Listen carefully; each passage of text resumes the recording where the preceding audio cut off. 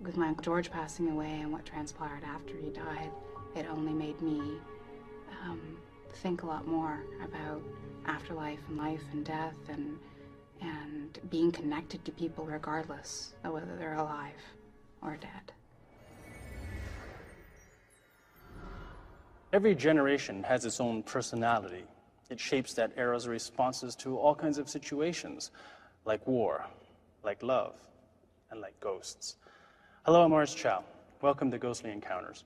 Today we'll meet a young man and a young woman who will tell us two very different supernatural tales.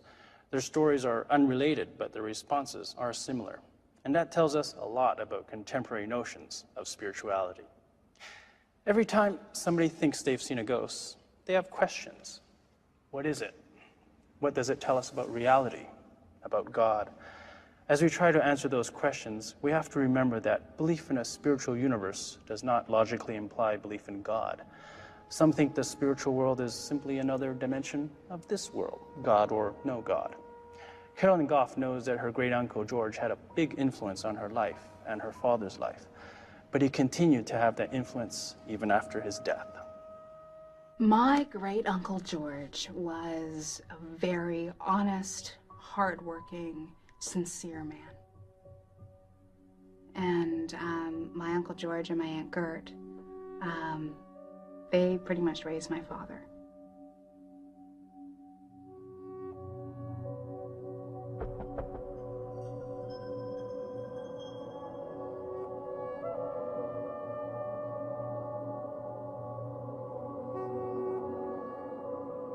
My father was originally a minister with the Mormon Church. And as he became successful as a businessman, and I think as he began to make more money, I think sort of the greed kind of took him over a little bit. My Uncle George had spoken to him before, numerous occasions before he died, that he had to change his ways, that he was straying away from the type of man that he was and could be.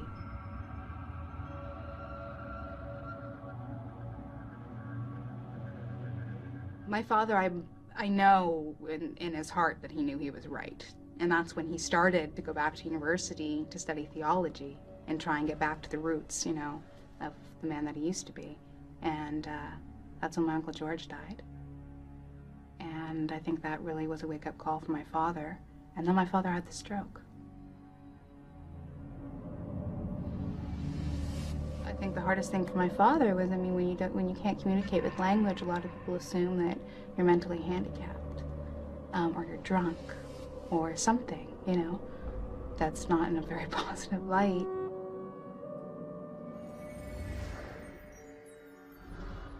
Steve Goff's stroke left him with aphasia, a language disorder that impaired his ability to speak, but not his ability to understand. For a vital, dynamic man who used the spoken word as an essential part of life, this was, well, devastating. Steve lost his way. He became depressed and angry. He put his life on hold. Carolyn tried valiantly to help her father deal with this change. She often came to visit to offer support and encouragement. Finally, on one of those visits, Steve found the love and hope that gave him the will to turn his life around, but it came from a very unexpected source. My father had assumed that I would be staying in my Uncle George's room, to which I was adamantly, no way am I doing that at all. I mean, it still smelled like him. You know, it seemed wrong to just be staying in his room, you know, it was still his. And I felt like I was trespassing. And it still had all his stuff out on the dressers, his stuff up on the wall. It had that kind of leathery smell that he always had, and wool and leather. He always smelled like wool and leather. And I said, no way, I'm gonna sleep on the couch. And my dad, you know, laughed at me. My father didn't believe in anything like ghosts or spirits or anything like that at that point. And so I decided I'd sleep on the couch. And at some point during the night, I remember hearing the front door open. And my Uncle George walked in, his walking stick in his hand like he always had. He always wore kind of tweed, kind of wool pants.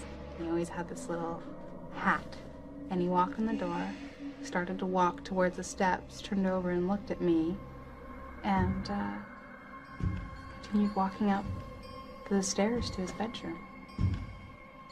And I mean, of course, I mean, anybody in that situation, I think your first reaction is, what the hell, what's going on, But it's weird. I was really scared and anxious when it first happened, and by the time he kind of tipped his hat to me and started to walk up the stairs, I was really calm.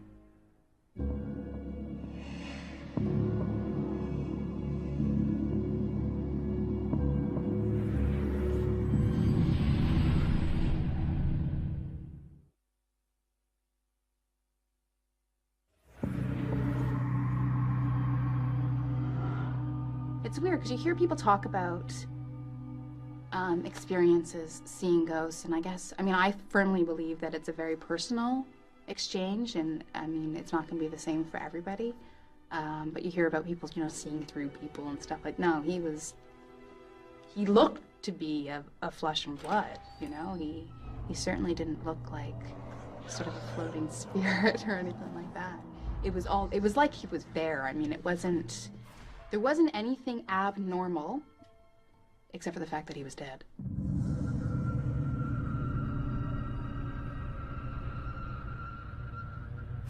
I told my dad the following morning. Bullshit, I think is what he said. Yeah, he didn't believe me. He didn't believe. He's like, oh, you were dreaming. I'm like, no, I wasn't dreaming. I hadn't even gone off to sleep, it's not... Until, a year later when he saw him. And then all of a sudden, it was true.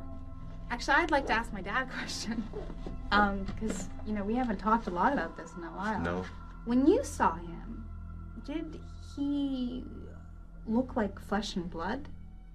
Or did he look, did it look like a person? Or did it look like a spirit? No. Look like a person? Oh, yes. Okay, yeah, because that's exactly how he was. Yeah. Like, it was just him. Yes. Right? I know. Yeah. Me. You were sleeping? Yeah. There. Something woke you? You saw him? Yes. And it woke you up? There. Okay. I can't do. He was in the hallway? Yes, there. Right in front of you? Yes. Okay. But, You couldn't get up? nothing. Oh. I can't. Was it because you were scared? No, No? I can't do You it. just couldn't move. Yeah. He I had you can't. where you wanted you. Yeah. Yeah. And what was he doing? There. With the lasso? Yes. Yeah, he had a lasso. Yes. You told me this. And there, And then what did he say to you? Yeah, good. I love you. Huh. I love you, but I can't do. Nothing. And you couldn't say anything back? Nothing. And then did he just leave? Yep.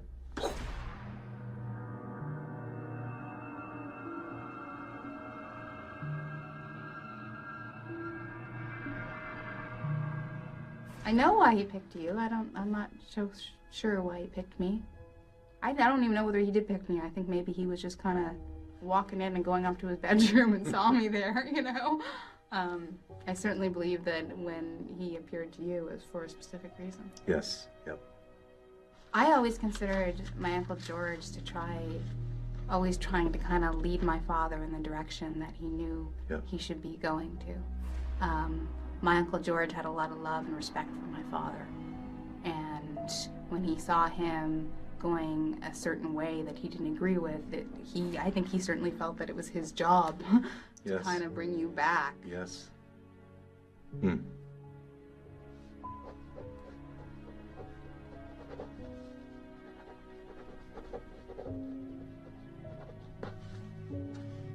Big letters here. Yeah. The first word's love. Yes. Yeah. Yeah. The second word is hope. Yeah. I can do. For aphasia. He has Yes. written aphasia, which is what has happened after the stroke. My father's inability to communicate using as many words as he used to, because he certainly has no problems communicating.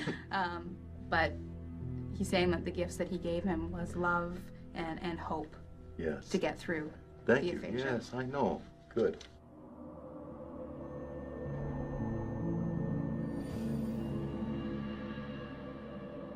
I think it's definitely, if there's only thing I could add, is it's certainly not something to to be afraid of. No. And I think No. it's kind of funny that a lot of sort of the paranormal stories you hear, Yeah. With the creepy music. And yeah, I guess it's scary, the idea of it, but I think once you kind of know it's there, it just makes sense. Oh, yes. It just makes a lot of sense. Good. And certainly not something I'd be scared of happening again. Yeah. Mhm. Yeah. Thank you. Okay.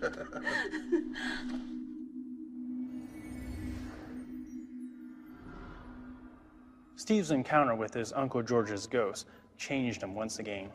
He overcame his anger and his depression, and he got on with his life. Today, Steve's mission is to let the world know about aphasia.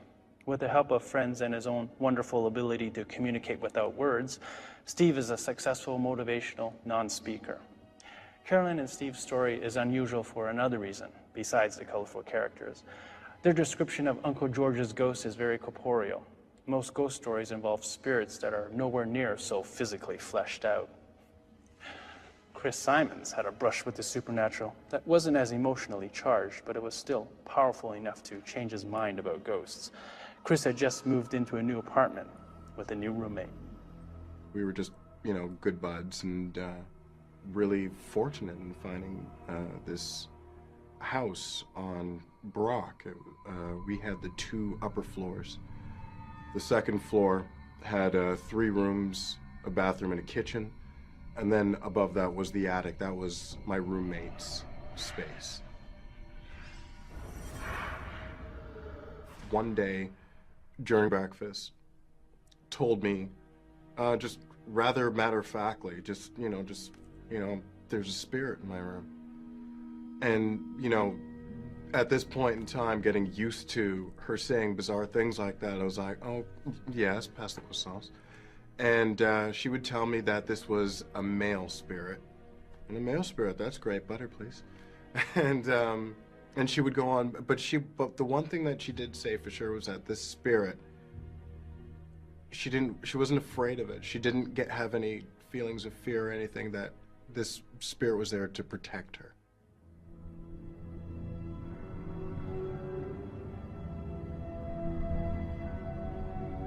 I just kind of didn't really think much else about it until later.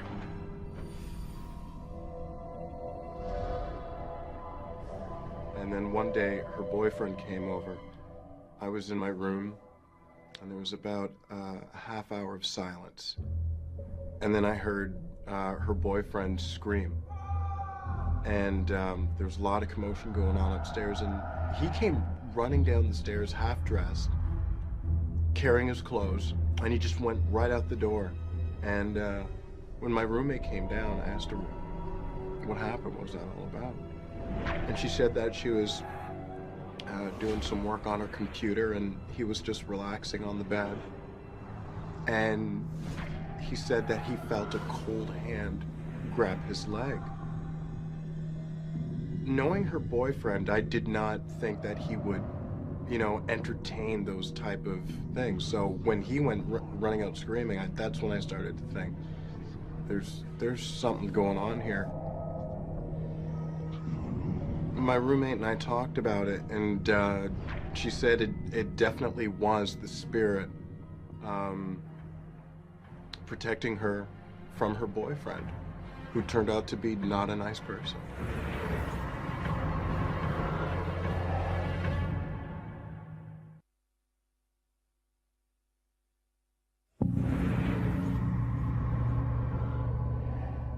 I can't say that I didn't believe, but I just had no proof. It was one of those things I would like to believe. Like when you were younger, you like to believe that there was a tooth fairy and there was unicorns and things like that. There's no way that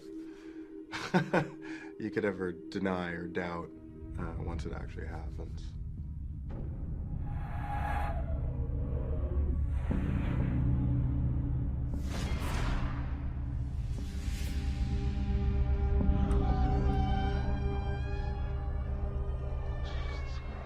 My roommate was away for the weekend, and I was home alone. I think it was about 2:30 Sunday morning. I woke from my sleep because there was somebody in the room. And with the way I was lying in bed, I could see my room. I could look around, and there was nobody there that I could see, but there was definitely a presence in the room. And then probably about, I would say about a meter away from my head, I heard, which I could only describe as somebody clearing their throat. I didn't know what to do. I was getting very cold, I was petrified. I mean, I really could not move. I just could not move. And I think that the tension that I put myself in physically and mentally was like so much I actually thought that I was going to explode. And just at that moment, say like about this far from my head, focused cold breath accompanied with a male voice that went, "Hey," like right in my ear, as if like somebody was trying to get my attention. I grew up with a friend a long time ago when I was living in Brampton. She used to do ghost chasing. She said when you do encounter a spirit, the only thing that you really can do is communicate, try to talk to them. For lack of any other, ideas, I spoke out loud. I explained that my roommate was not here. She was away for the weekend. She'll be back on Monday. And I said, I'd like to go to sleep now.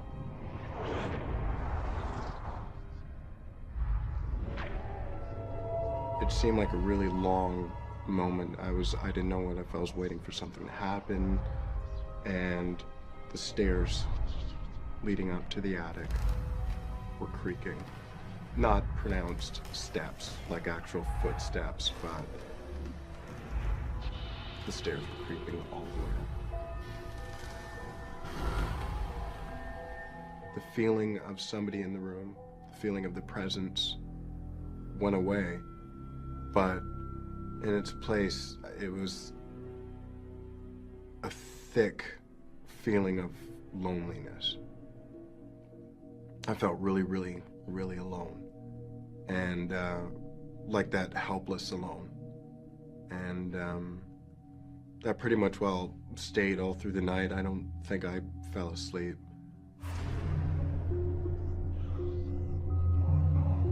It actually did plague my dreams for a while. I started having pretty crazy dreams and nightmares, and which just prolonged that sensation of talking to somebody who wasn't there.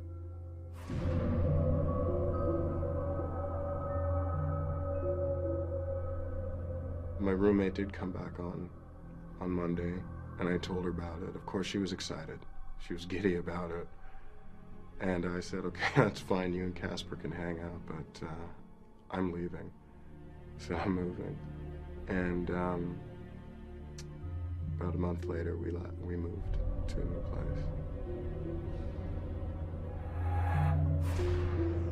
We left in such a hurry, we left a lot of the stuff behind, a lot of furniture, a lot of pots and pans and cutlery, and gone. We went to a new place, and that's that. Never looked back.